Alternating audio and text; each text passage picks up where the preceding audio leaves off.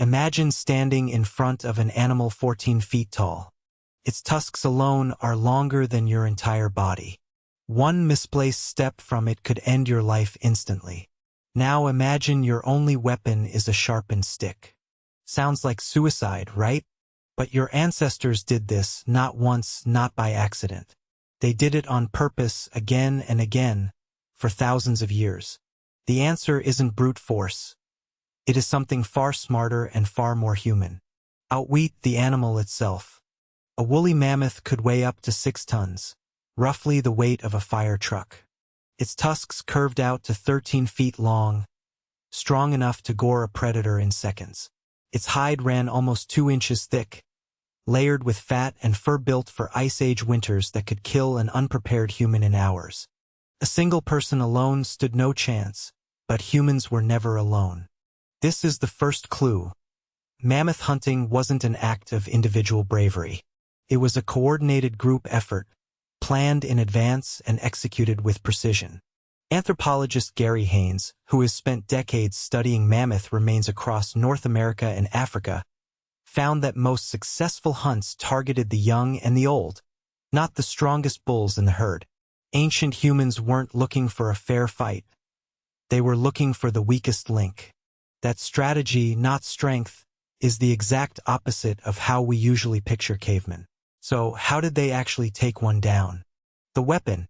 Around 13,000 years ago, a tool-making tradition emerged across North America, now called Clovis, named after Clovis, New Mexico, where the first examples were unearthed.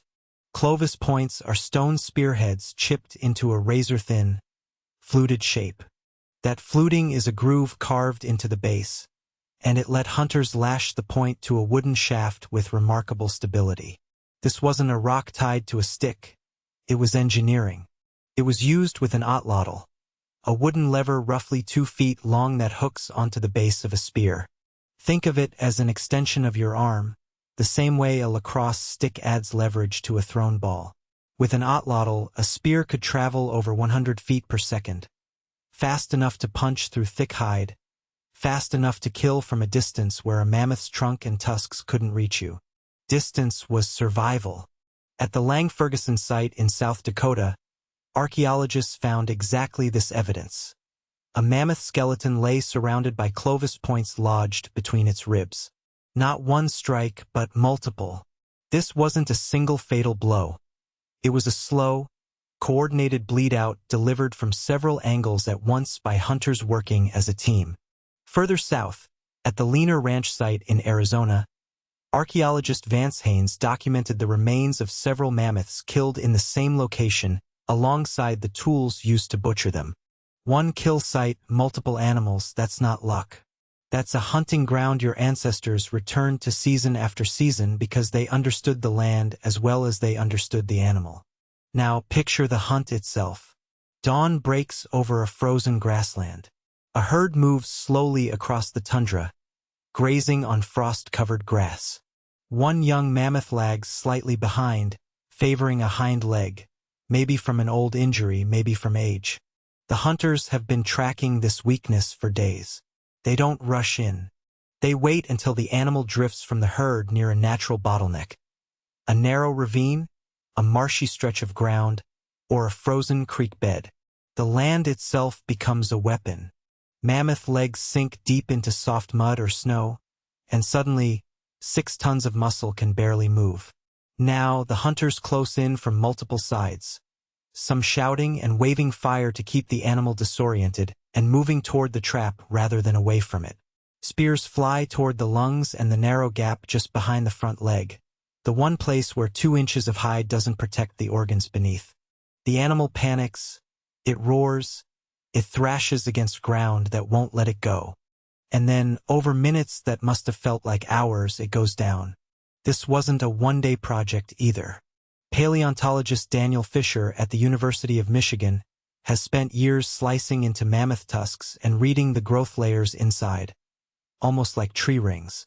Those layers record stress, seasons, and even the time of year an animal died.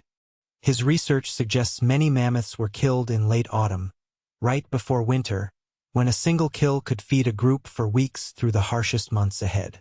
That one carcass wasn't just meat, it was fat for fuel and hide for shelter. Nothing went to waste because nothing could afford to. And here's where it gets strange. You'd assume the most dangerous part of mammoth hunting was the kill itself, the chase, the spears, the charge. But some researchers now believe the real ingenuity happened after the animal was already down. In Ukraine, archaeologists uncovered something remarkable. Entire dwellings built from mammoth bones. Massive rib cages were arranged into dome-shaped huts, and tusks were used as structural beams holding up the roof.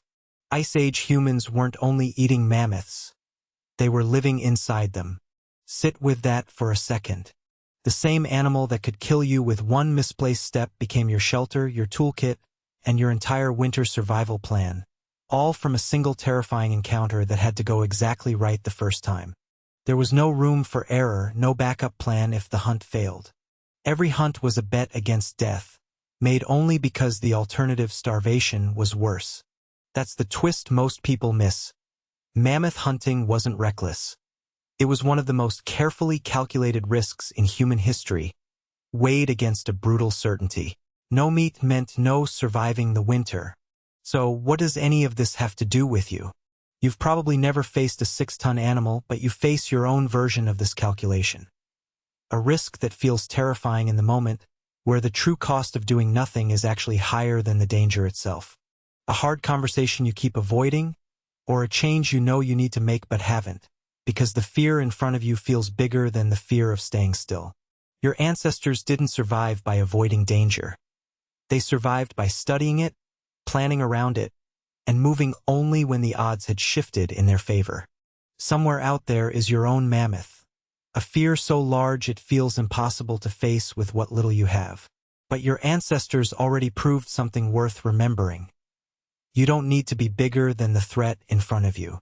You just need to be smarter than it, patient enough to wait for the right moment, and brave enough to throw the spear anyway.